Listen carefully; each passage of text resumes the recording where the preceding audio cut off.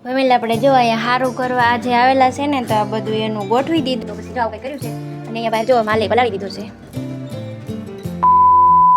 Hello family, કેમ છો બધા? મજામાં? તો સ્વાગત છે તમારું ફરી મારા એક નવા બ્લોગમાં, નવા વિડીયોમાં. તો બધાને જય માતાજી, જય દ્વારકાધીશ, જય શ્રી રામ. આપણે જો અત્યારમાં છે ને સવારમાં મસ્ત મજાના નાહી લીધા છીએ અને આજે તો છે મારે માથું ધોવાનું હતું તો મેં માથું પણ ધોઈ નાખ્યું કેમ કે મંગળવાર છે અને મારે મંગળવાર રહેવાનું હોય એવું બધું છે.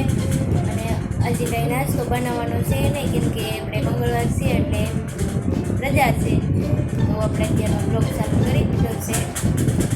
અત્યારે છે ને થોડીક ઘરની સફાઈ કરવાની છે, બધી કચરા વાસણ છોડાવવાના છે, પછી ચા કરીને પીવાની છે અને પછી બેસવાનું છે મશીન અમે અહીંયા હતું ને ત્યાંથી અહીંયા લઈ લીધું છે કેમ કે કામ કરવાવાળા આવવાના છે, બહાર રિપેરિંગ કરવાનું છે એટલે એવું બધું છે. તો હાલો પછી મળીએ.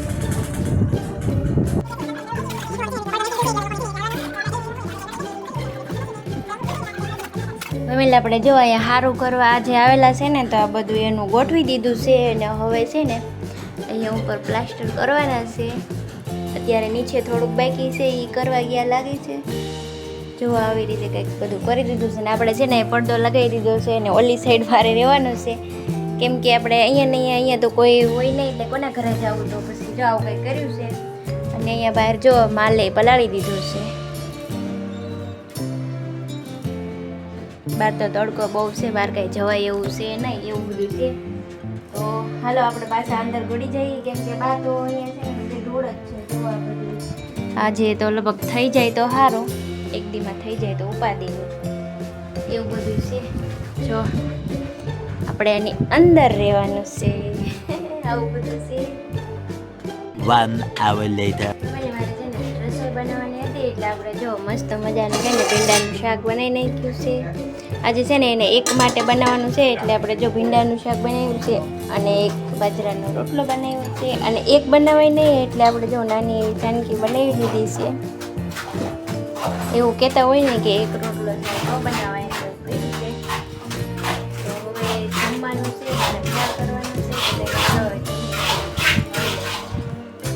એટલે અવાજ આવે છે ને બાર કામ ચાલુ છે એટલે અવાજ આવે છે. The next day.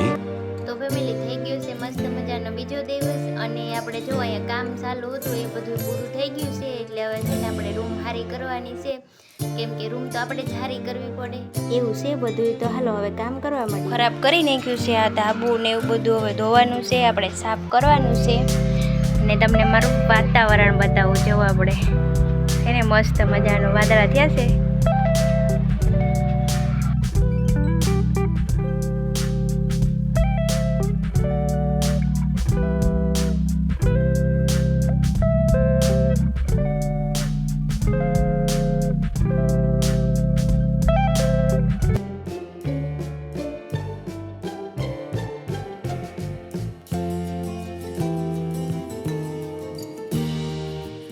તો હવે આપણે છે ને આ બધી સફાઈ કરવાની છે. જો